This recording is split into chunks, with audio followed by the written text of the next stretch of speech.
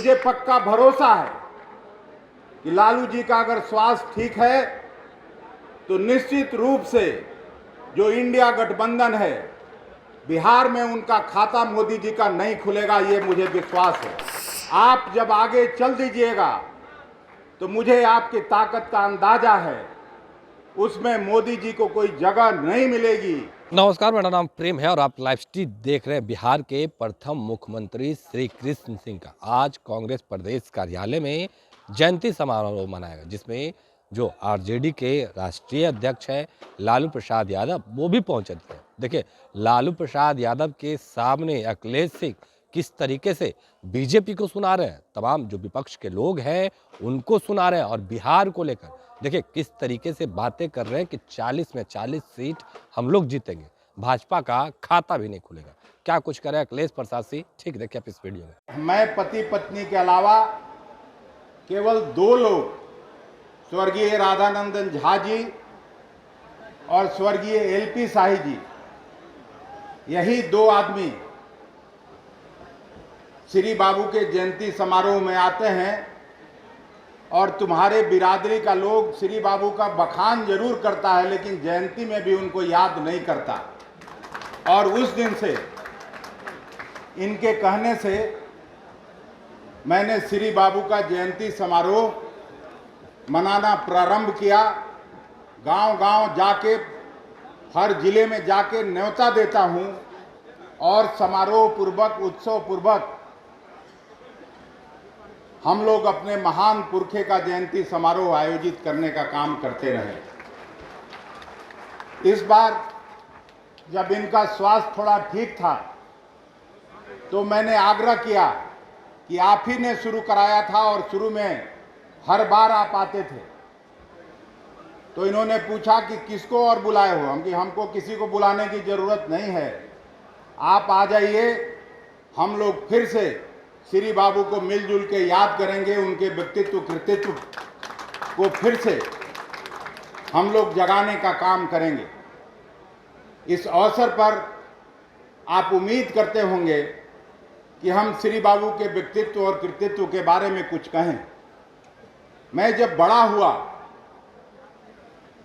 और विश्वविद्यालय में पढ़ने आया, उन दिनों से मैं लगातार उनके लिखे गए लेखों को पढ़ता था। विधानसभा में जो उन्होंने भाषण किया था उसको मैं पढ़ने का काम करता था और उसमें मैंने यही देखा। अभी रास्ते में प्रमोद तिवारी जी पूछ रहे थे तो इनको भी मैं कहा कि जब श्री बाबू का मुख्यमंत्रित्व काल था तो Bihar was the best administrated state in the country. ये मैं नहीं कह रहा हूँ, उस समय के तत्कालीन गृह मंत्री स्वर्गीय सरदार वल्लभ भाई पटेल ने मुख्यमंत्रियों के सम्मेलन में कहा था। और पहली पंचवर्षीय योजना, दूसरी पंचवर्षीय योजना में जब तक श्री बाबू मुख्यमंत्री रहे तो पब्लिक सेक्टर इन्वेस्टमेंट जितना बिहार में हुआ उस समय शायद किसी स्टेट में नहीं हुआ। चाहे वो बोकारो का स्टील का कारखाना हो, हटिया का कारखाना हो, बरौनी का कारखाना हो, या सिंचाई का काम हुआ हो, या एजुकेशन में जो जगजीवन बाबू के नाम पर इंस्टीट्यूट है, जायसवाल इंस्टीट्यूट है, एन सिन्हा इंस्टीट्यूट है, सभी क्षेत्रों में उन्होंने काम किया। और मुझे अच्छी तरह से याद है कि उस समय प्रायः नॉर्थ बिहार के सभी जिलों में चीनी मिल स्थापित हुए और उनके रिजिम में अकेले बिहार शायद दूसरा राज्य था पूरे देश में जो 27% चीनी पैदा करता था। आज चीनी मिल सब बंद पड़े हैं। ऐसे कितने एग्जाम्पल होंगे।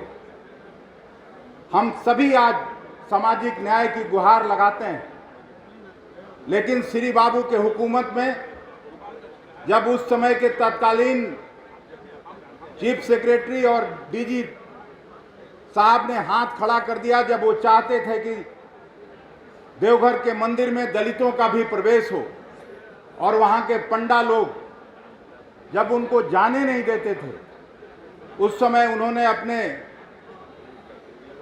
मुख्य सचिव को कहा कि मैं फला दिन आता हूं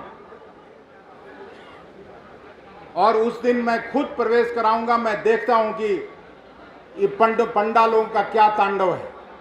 और उन्होंने जाके खुद दलित भाइयों को प्रवेश कराने का काम किया था। आप सभी जानते हैं, यहाँ से बहुसंख्यक लोग हम लोग बैठे हैं। अजीत शर्मा भी उस समय के बड़े जमींदार थे, और जमींदारी ज़्यादातर उनके बिरादरी के लोगों के हाथ में थी। लेकिन जब बिहार के हित का फैसला लेने की बारी थी, तो श्री बाबू को 2 मिनट नहीं लगा। जमींदारी उन्मूलन का एक्ट उन्होंने बिहार विधानसभा में पास कराने का काम किया और जमींदारों के चंगुल से छोटे काश्तकारों को मुक्त कराने का काम किया। ये श्री बाबू का व्यक्तित्व था। एक और बड़ी घटना मुझे याद है कि जब बिहार का बंटवारा हो रहा था बंगाल से उड़ीसा से,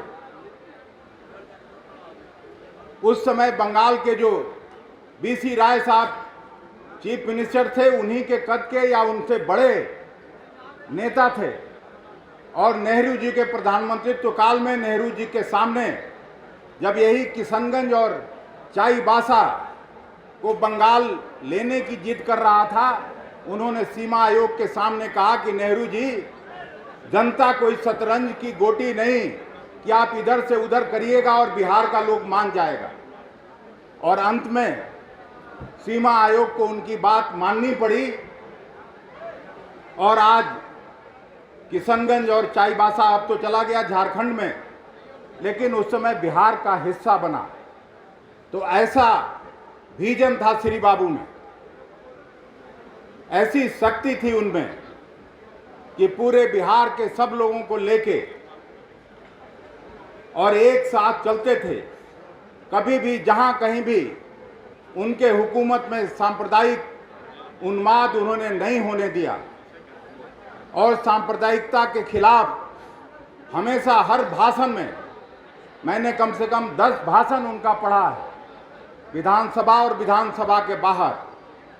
और आज जिस तरह का हुकूमत है, आज भी जब हम लोग यहाँ आ रहे थे तो किसी साथी ने फोन किया राजस्थान से कि अशोक गहलोत साहब के बेटे के यहाँ ईडी का छापामारी हो गया, चुनाव वहां चल रहा है। किस तरह से आदरणीय लालू जी को, इनके पूरे परिवार को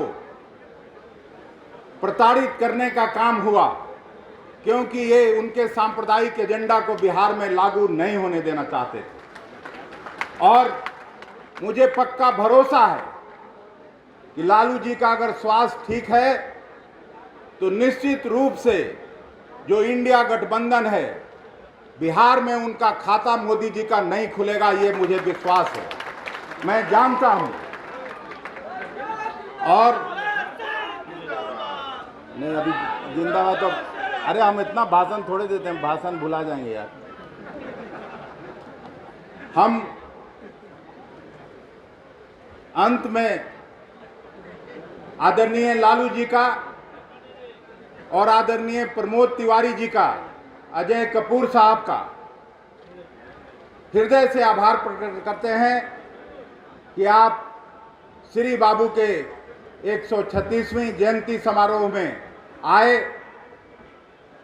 कांग्रेस पार्टी और इस ऐतिहासिक सदाकत आश्रम में उनके जयंती समारोह में शिरकत किए। हम हृदय से आपको बधाई देते हैं, शुभकामनाएं देते हैं, और ये उम्मीद करते हैं कांग्रेस पार्टी का एक एक कार्यकर्ता इस लड़ाई में आपके साथ है। और आप जब आगे चल दीजिएगा तो मुझे आपकी ताकत का अंदाजा है, उसमें मोदी जी को कोई जगह नहीं मिलेगी बिहार में। इसी उम्मीद के साथ मैं पुनः इस जयंती समारोह में आए हुए आप सभी साथियों का खैर मकदम करता हूं, स्वागत करता हूं। और बधाई देता हूं कि आप ही के ताकत के बल पर ये जयंती समारोह हर साल उत्साह के रूप में मनाया जाता रहा है। फिर से आपको बहुत बहुत धन्यवाद। जय हिंद, जय भारत। तो अभी आप अखिलेश प्रसाद सिंह को सुन रहे थे। तमाम मुद्दे को लेकर क्या कुछ कहा उन्होंने, आपने सुना है किस तरीके से बीजेपी को लेकर और लालू प्रसाद यादव को लेकर क्या कुछ बोले हैं, आपने सुना है। बाकी की तमाम खबरों के लिए बने रहे लाइव के साथ। धन्यवाद।